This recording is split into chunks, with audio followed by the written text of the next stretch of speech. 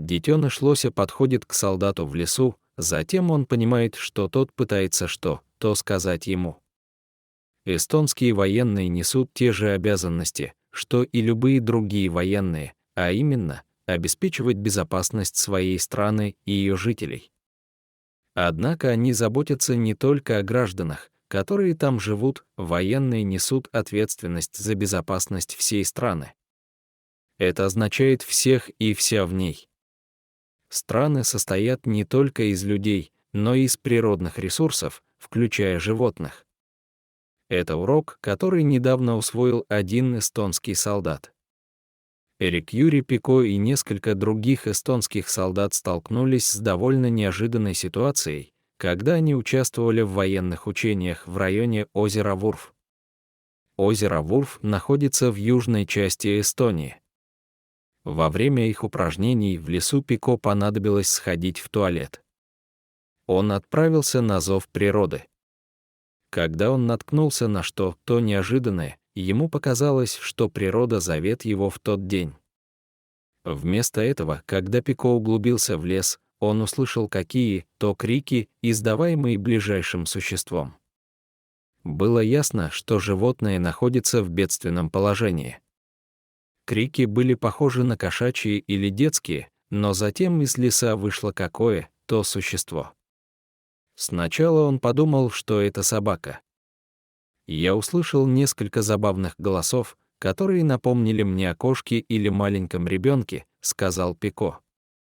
Я заметил какое-то острое животное, идущее ко мне навстречу. Сначала он напомнил мне собаку, но довольно быстро я понял, что это был маленький лосенок, пытающийся мне что-то сказать. Когда существо приблизилось, он понял, что это вовсе не собака. Когда крошечная фигурка появилась из леса, все стало ясно. Довольно быстро я понял, что это был маленький лосенок, пытающийся мне что-то сказать. Пико вспомнил, что лосенок был один. Пико не хотел пугать или расстраивать животное, поэтому он медленно сел. Он надеялся, что это не только убережет теленка от испуга, но и вернет его к матери. Лосенок вышел из кустов и затем остановился. Он постоял там мгновение, оценивая его. Через несколько мгновений он решил, что Пико не представляет угрозы, и подошел к нему. Оно приблизилось и начало тыкаться в него носом, казалось, пытаясь напиться из него. Пико наконец понял, что происходит. Бедное животное было голодно.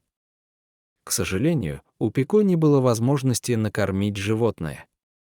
После недолгих поисков, доказавших, что матери там нет, Пико обратилась к местному ветеринару за советом и помощью.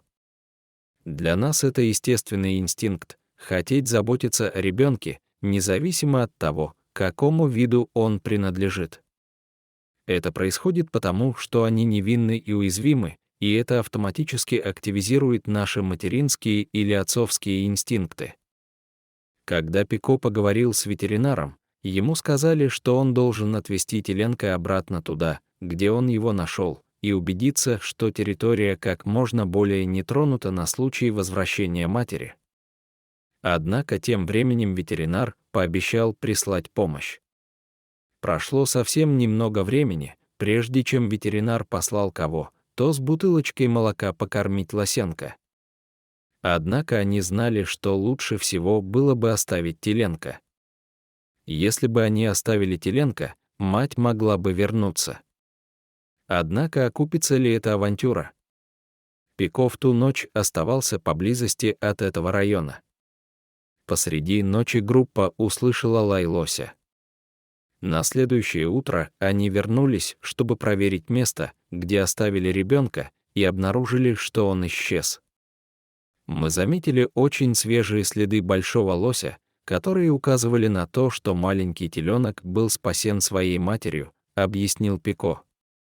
Пико не считает это излишним. Что касается его самого, то он несет ответственность за всех существ в своей стране. Я хотел, чтобы мать теленка нашла его, и я был очень доволен, Когда мы узнали, что они действительно нашли друг друга,